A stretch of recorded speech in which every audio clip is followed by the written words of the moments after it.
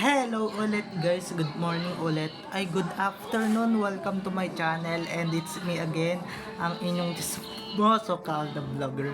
So eto wag ninyong babaktawan o lalaktawan tong ating main topic ngayong araw. I'm sure na hindi ninyo pagsisisihan na pinanood nyo to mula umpisa hanggang hulihan. And syempre, wag kayo mag-i-skip ng segment. So eto na, dumako na tayo sa ating main topic for today's video agad-agad. So, ito na nga, very interesting tong ating topic. Kaya agad-agaran na tayong dumako. So, ito na nga. Masarap talagang gumising, no?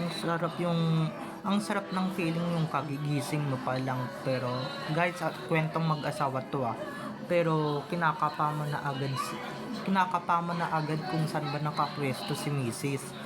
Hanggang, eto hanggang sa hihilahin niya, hanggang mapaakap sa kanya, makalingkis sa kanya. So, eto na guys, watch this. Mamaya ipapaliwanag sa inyo ng buong. So, eto na guys, watch this. At kung nakita nyo na ngayong recap, so once again, si TTO sa mga admins, so maraming salamat po sa inyong lahat.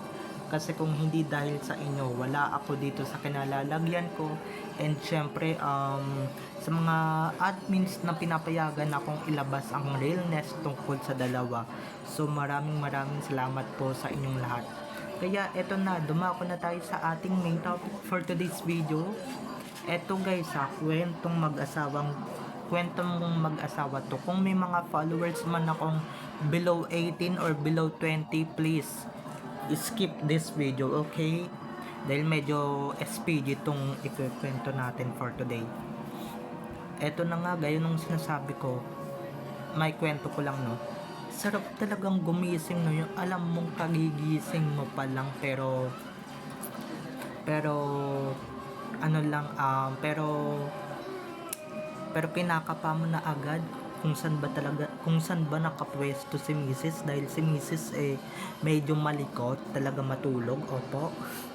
At ito na nga, syempre hihilahin niya agad yan hanggang mapaakap sa kanya or hanggang mapalingki sa kanya at sabay bulong ng I love you or love you or ng love you. Okay, at ito pa, mag-uumpisa sa simsim hanggang sa paspasan na ang pag-aararo, pagtatanim, and syempre guys, 'di ba guys, kilala naman natin kung sino yung maharot na yan. 'Di ba? Hindi na natin kailangan pangalanan pa. And eto na nga, hanggang sa mauuwi na yan sa pagtatanim, pag-aararo, magdamagan yan guys, whole day yan. And guys, wala talagang maririnig kundi ungol, hingal ng bonggang-bongga. And syempre, alam kong bastos tong mga kinikwento ko or mga SPG. Pero guys, talagang mag-asawa lang talaga yung makaka-relate and makaka-experience na itong mga kwento ko. Kaya pasensya na kung hindi kayo makarelate or hindi kayo makasabay sa kwento ko, opo. Pero eto na nga po, 'di ba? Yung mga nagpapakalat na walang relasyon, ba't nila gagawin yung mga ganyang bagay? Ba't nila gagawin yung mga bagay na mag-asawa lang ang nakaalam or mag-asawa lang talaga may alam, 'di ba? At saka hello, huwag niyo na akong sitahin guys kung ba't ko to alam at kung ba't ko to nalalaman at kung ba't ko pa to nalalaman or malalaman pa. Kasi nga, 'di ba, I'm adulting now. Pero eto nga, dumako ulit tayo sa ating main topic for today's video.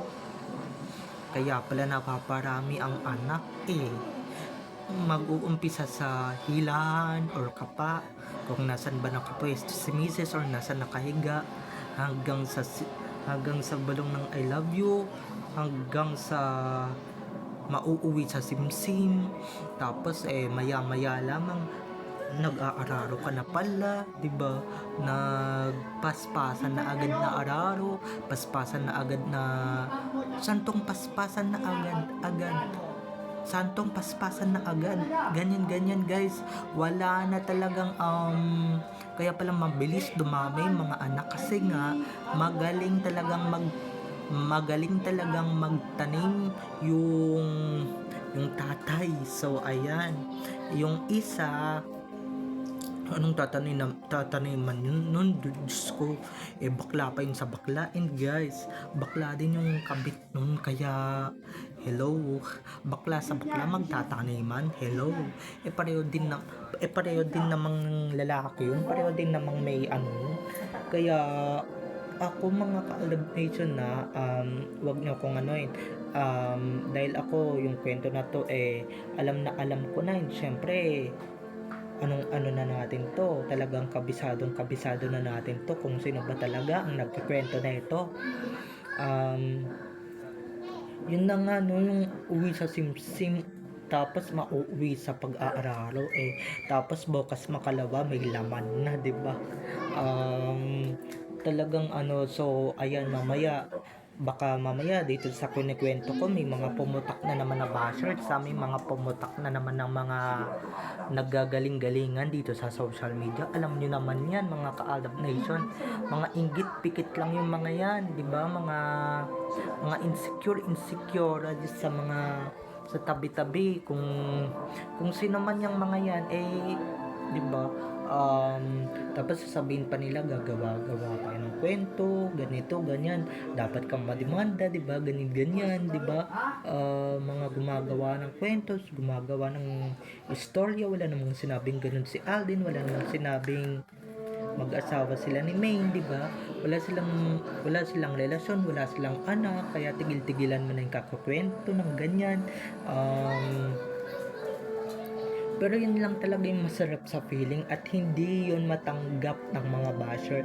Lalong-lalo na tong nilabas ko. I'm sure guys, hindi nila to matatanggap at hindi nila to hindi magsising in sa utak nila yung mga pinagsasabi ko. Lalong-lalo na yung mga basher na akala mo matatalino talaga, na fans ng Harmaine, di ba? Mga fans ng Katden.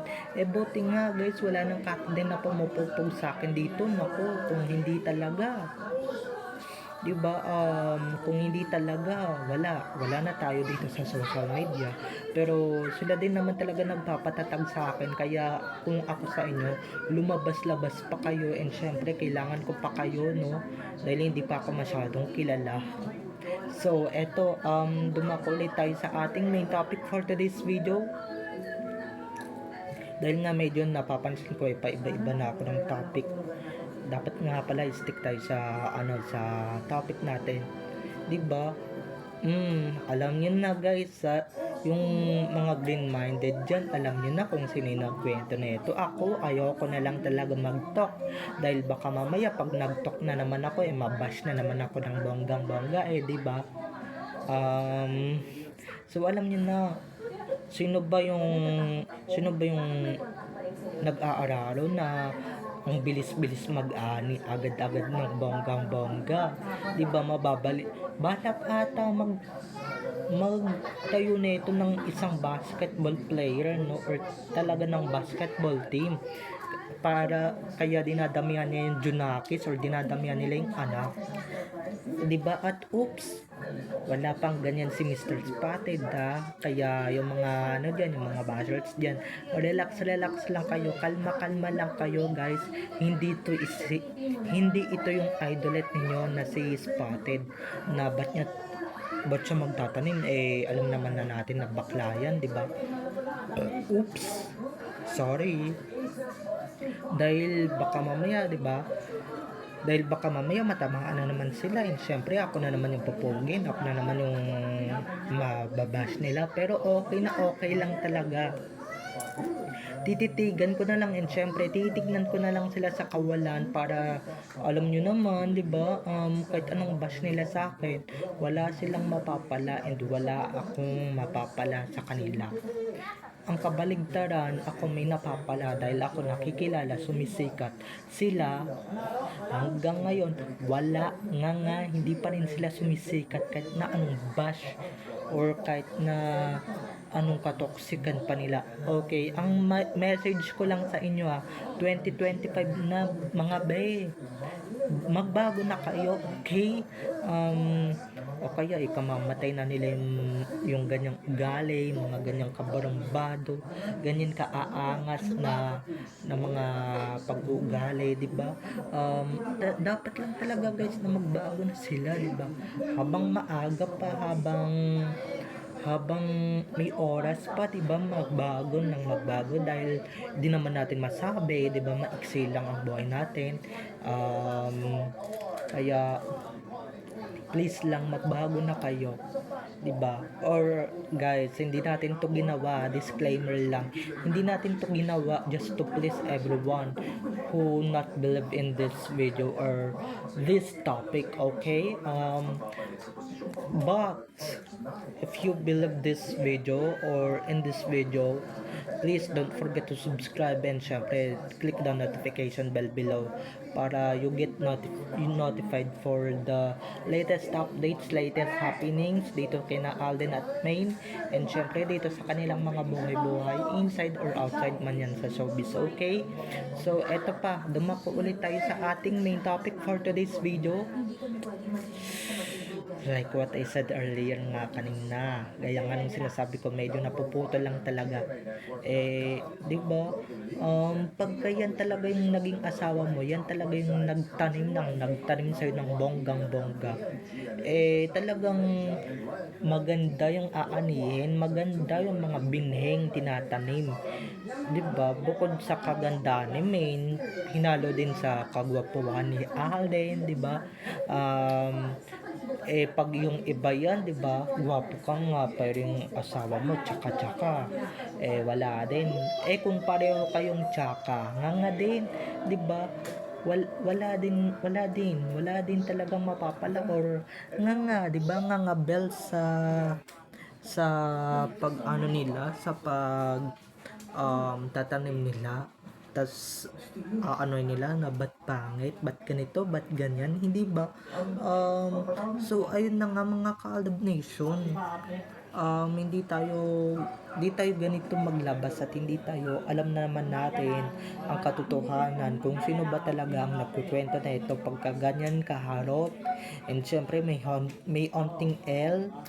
Alam na natin guys kung sino yung nagkukwento, at alam naman na natin guys pagkagalit, alam na naman na natin kung, or pagka masungit, alam naman na natin kung sino yung nagkukwento guys. Hindi na natin kailangan ispelengin or hindi na natin kailangan banggitin pa dito sa social media, okay?